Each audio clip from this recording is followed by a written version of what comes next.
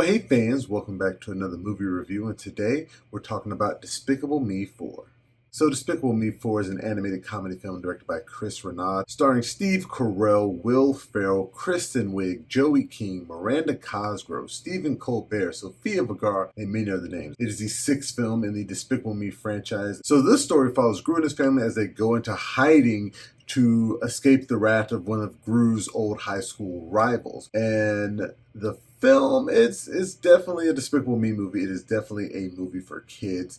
I do not think this is something that many adults will enjoy, but kids who are fans of the Despicable Me franchise, those who grew up watching the Despicable Me and Minions movies, I think they will enjoy this. It really does feel overcrowded. There are a lot of different movies crammed into Despicable Me 4. There is a Super Minions movie. There is a movie about Gru and his high school rival battling each other. There is a movie about Gru training this up-and-coming teenage villain, and there is, another movie about Gru and his past. So I think that they tried to do too much with this film. It really does feel like there are a bunch of skits. I'm not sure what the script looked like, but it seemed like they had a bunch of ideas and didn't know how to use them. Honestly, I do think they should have kind of split this story up. The Super Minions movie, you're going to make money making a Minions movie. They should have made the Minions and their superpowers and just made that Minions 3. They should have scrapped all of the other ideas, and this movie should have really been about Gru training a young teenage supervillain. And her name is Poppy, and she is portrayed by Joey King. And I'm going to tell you, honestly, that is the best part of this movie. I really enjoyed watching that whole story. As those who are familiar with the Despicable Me franchise know, Gru works for the Anti-Villain League. Now, he is a good guy, but deep down, he still has that nefariousness about him where he likes villainy. So him showing that he still has the skills, that he still can, break into places, even if he doesn't have the correct material. All of that really worked. And Poppy, her character, she was really funny. The way she was portrayed by Joey King, I really did enjoy it. All the stuff with Gru and his family, it didn't work. I didn't care about Lucy working at the salon or Agnes not fitting in high school. I really only cared about Gru working with Poppy.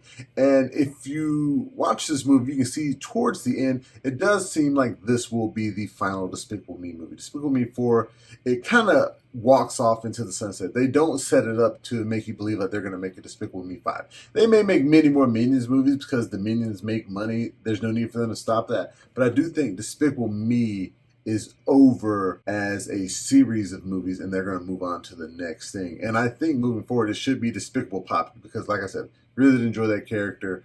I like putting in a female main character and bringing it back to a younger basis who are probably watching this movie for the first time as their first entrance to this franchise, and they can grow up with this character, take it back to villainy. Other things that I can say that I liked about the movie, I like that my daughter enjoyed it. She had a really good time at the screening. The Minions are funny, they're cute. The animation is what you would expect from a Despicable Me movie. Nothing too, it kind of proves, Pixar, DreamWorks, they have this covered. Illumination, they're doing what they're doing, and they know they're going to make money because, they're not really focused on animation like that. The music is Pharrell. He's making little fun kids music, and he's still trying to win that Oscar. He may get it eventually, but yeah. Will Ferrell, he plays the villain Maxime Le Mal. I had no idea that was him throughout the entire movie. I was like, who is this voice? He sounds very familiar. I had to wait to watch the credits at the end to see that it was him. I think he did a great job, doing that voice acting.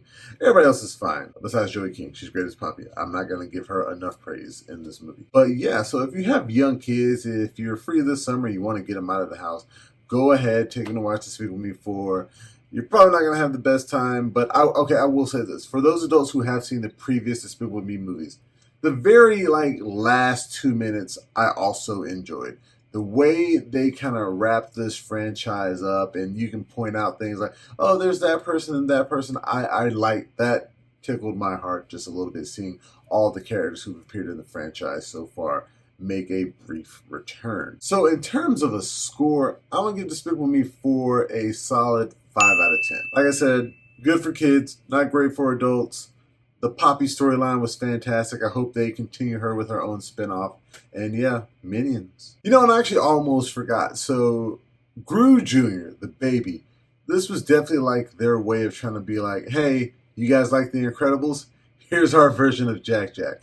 That he was basically just a Jack Jack ripoff. That's exactly what he was. He was just a little more mean. He had a little more Stewie Griffin to him than Jack Jack. But he's like the same color hair, the overall same body shape. They just threw Gru's nose on him. So, yeah. And the other family members from the third film, his twin brother Drew, his mom, they just kind of write them off at the beginning saying, nobody can know where you are, when it doesn't really make sense that nobody should know where they are.